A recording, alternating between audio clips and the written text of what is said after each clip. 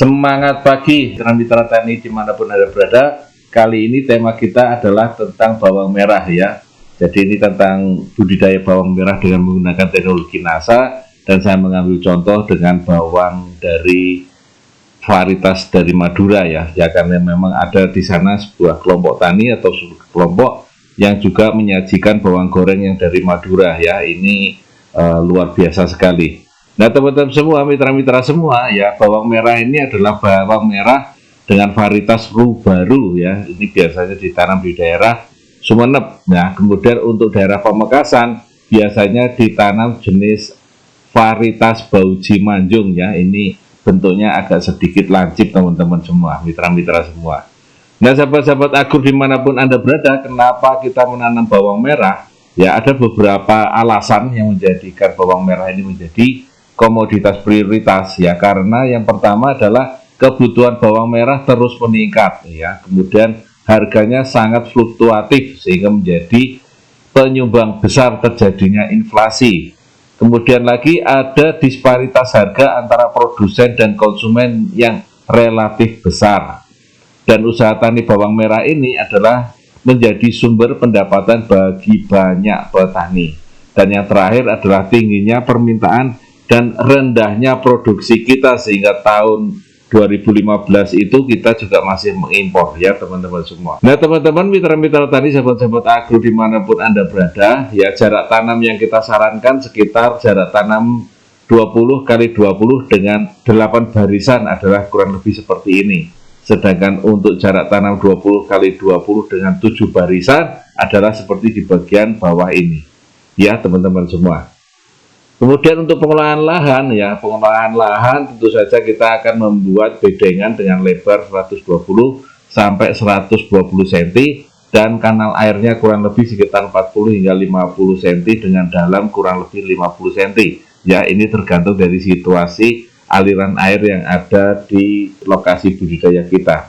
Kemudian penggunaan dolomit dan pupuk kandang bisa diberikan ya dengan ditambahkan dengan glio tentu saja untuk pupuk kandangnya. Kemudian pupuknya bisa ditambahkan granul 50 kg dan ditambah 100 kg NPK dicampur merata. Kemudian siramkan atau ya siramkan super NASA ditambah dengan glio, kemudian ditutup dengan mulsa. Nah teman-teman semua. Kemudian perlu kita ketahui teman-teman semua tentang adanya pH atau keasaman tanah, di mana pH ini sangat mempengaruhi masuknya unsur hara atau pupuk yang kita taburkan, sehingga dengan kondisi pH yang rendah maka pada umumnya unsur-unsur makro ya pada N, Ca, Mg, K, dan S ini, maka pH yang kecil maka kesulitan untuk diserap atau di sini berkurang ya. Unsur yang kita berikan tidak semuanya bisa diserap karena terjadi penyempitan di sini sehingga pupuk yang kita berikan tidak semuanya bisa diserap. Nah, sementara ada pupuk mikro di sini lebih banyak yang bisa diserap oleh tanaman ya. Jadi yang dibutuhkan adalah unsur makro yang lebih banyak tetapi tersedotnya sedikit atau terserapnya sedikit, sementara unsur mikro yang dibutuhkan sedikit terserapnya lebih banyak. Jadi ini perlu dinaikkan dulu pH-nya supaya pupuk yang kita berikan bisa memberikan hasil maksimal kepada tanaman bawang merah kita. Nah seperti ini teman-teman semua pemberian dolomit atau kapur pertanian pada saat pengolahan lahan yang pertama. Jadi ada dibikinkan semacam garis seperti itu, kemudian kita taburkan dolomit, baru kemudian kita ratakan kembali, baru kemudian kita tutup dengan mulsa plastik. Ya ini salah satu cara untuk supaya keasaman tanah kita akan terjaga. Nah berapa jumlahnya sebetulnya tergantung dari pH atau keasaman tanahnya. Namun minimal kita bisa berikan setidaknya 300 kg per hektarnya ya teman-teman semua. Kemudian umbi untuk bibit ini digolongkan menjadi 3 kelas, yaitu yang ukurannya bibit besar, sedang ataupun kecil. Untuk bibit besar itu rata-rata 1,8 atau di atas 10 gram ya. Untuk bibit sedang diameternya kurang lebih 1,5 sampai 1,8 atau beratnya 5 sampai 10 gram. Sedangkan umbi bibit kecil ukurannya di bawah 1,5 cm atau di bawah 5 gram. Nah teman-teman semua, mitra-mitra semua, syarat bibit yang baik adalah bibitnya itu sudah tua dengan kisaran 70 sampai 80 hari beratnya sedang, ukurannya 5-10 gram ya, pada tidak keriput dan cerah, telah disimpan 2 bulan setelah panen, dan tunasnya telah sampai ke ujung umbi. Ya, ini yang penting ya teman-teman semua. Dan biasanya ini bibit ini disimpan dalam bentuk ikatan di para-para atau digantung.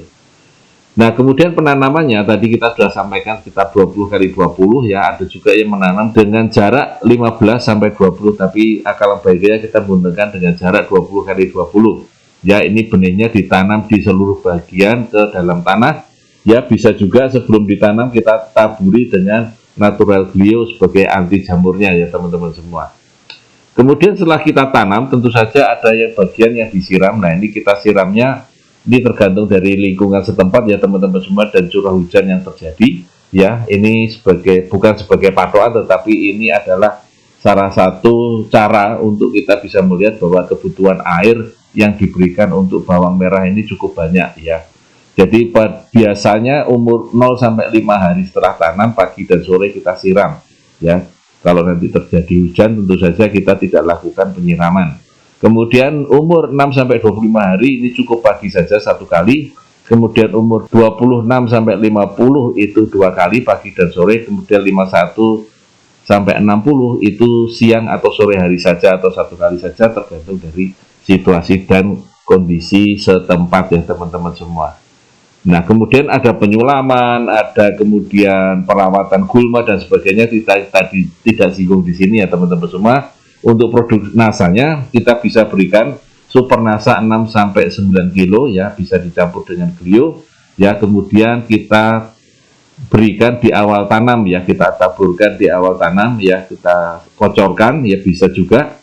Kemudian granul ya, bisa ditambahkan dengan glio ya, untuk sebagai anti jamurnya kita taburkan bersama NPK tadi ya. Kemudian di 0-10 hari bisa kita semprotkan dengan POC Nasa dan hormonik ya, itu 3 tutup POC Nasa dan 1 tutup hormonik ya. Kemudian untuk glio dan BVR-nya ini semuanya adalah kondisional ya teman-teman semua. Bila dirasa perlu kita menggunakan glio untuk saat 10 hari sekali ya. Kemudian untuk hama kita bisa berikan secara kondisional ya. Kita bila perlu pencegahan kita juga bisa semprotkan bersama dengan POC Nasa dan hormonik. Kemudian di usia 11-30 hari kita gunakan 4 tutup ya, dengan 1 tutup hormonik, atau kita campur terlebih dahulu, maka kita tambahkan 4 tutup campuran tadi ya, untuk dosis alat semprotnya 12 hingga 15 liter air ya, untuk 4 tutup tadi ya. Kalau itu lebih dari 15 liter maka kita tinggal tambahkan 1 tutup lagi. Kemudian di usia 30-40 hari bisa kita tambahkan dosisnya ya, 5 tutup POC dan 2 tutup hormonik, atau kita campurkan, kita tambahkan 5 tutup campurannya per tangki 12 hingga 15 liter air. Nah, di atas 40 hari bisa kita sekali lagi untuk semprot POC Nasa dan hormoniknya teman-teman semua.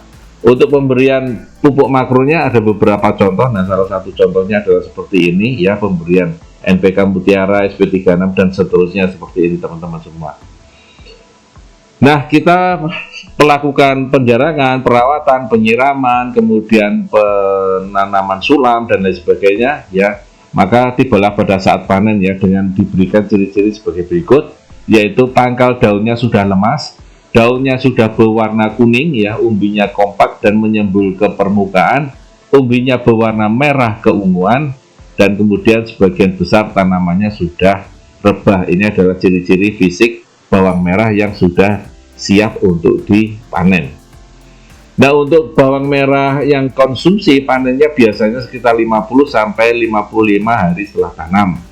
Namun untuk benih yang dijadikan benih, bawang merah yang dijadikan benih, ini biasanya umur 60-70 hari setelah tanam. Kemudian bisa juga tanaman ini dibuat hidroponik ya teman-teman semua, dengan kita semprotkan POC Nasa dan hormon saja ya, dari atas sudah cukup. Apa kelebihan dengan menggunakan teknologi Nasa? Yang pertama adalah meningkatkan hasil produksi bawang merah ya. Jadi hasilnya itu meningkat, kemudian meningkatkan kualitas buah, baik itu ukurannya, warnanya, teksturnya, rasanya, serta aromanya. Jadi untuk bawang goreng nanti baunya atau aromanya itu sangat cukup luar biasa ya, khas gitu ya. Kemudian tambahan lagi tanahnya terjaga dan subur serta memiliki daya simpan yang lebih lama. Nah, ini adalah kelebihan kita kalau kita menggunakan dengan teknologi NASA. Nah, teman-teman semua, mitra-mitra semua, demikian tadi cerita kita tentang bawang merah ya. Kita ambil contoh bawang merah yang ada di Madura ya, di Pamekasan maupun di Sumeneb ya, yang juga sentral, salah satu sentral bawang goreng yang ada di Indonesia. Sekali lagi terima kasih ya, kita ketemu di lain waktu dan di lain kesempatan ya. Sampai jumpa. Semangat pagi.